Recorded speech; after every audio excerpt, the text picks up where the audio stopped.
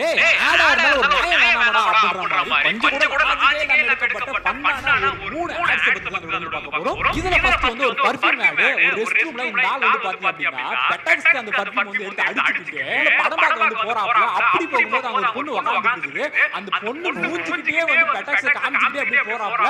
அந்த பொண்ணு வந்து அந்த பர்ஃபியூமோட ஸ்மெல்லோட ஈர்ப்புல அப்படியே போறாங்களாமா. பர்ஃபியூம் எங்கெல்லாம் அடிச்சு கவர்ந்து பாத்துறடா. இந்த மாதிரி அங்க அடிச்சு கவர்ந்து பாக்குறேன். நம்பர் 2 இந்த ஆட்ல இந்த கப்புளுக்கு வந்து ஃபர்ஸ்ட் டைம் நடக்க போகுது. மாப்பிள்ளை வந்து அப்படியே அந்த பொண்ணை வந்து பார்க்க அந்த பொண்ணு வந்து இந்த மாப்பிளைய பார்த்த உடனே அவருக்கு வந்து அப்படியே ஸ்லிப் ஆகுறாங்க. வெக்கத்துல ஒழுங்கா நிக்கவே முடியல. இந்த ஆள்லாம் எப்படி ஃபர்ஸ்ட் நைட் பண்ண போறான் அப்படின்னு பார்த்துட்டு இப்ப பாரு நான் யாருன்னு காமிக்கிறேன் அப்படின்னு சொல்லி ரெண்டு பேரும் மாறி மாறி பார்த்து அப்படியே இவர் வந்து புருவத்தை தூக்கி கத்துக்கிட்ட மொத்தத்தையும் இறக்கலாம் பாருடி அப்படின்னு சொல்லி அப்படியே தாவி குதிக்க கட்டுவோட கால் வந்து அவரோட தம்பியை வந்து அடிக்க யூஸ் பண்ணிடுது. கரண்ட் போயிட்டு சொல்ல வந்தேன். கடைசியில தான் போடுறாங்க ஒரு யூபிஎஸ் பேட்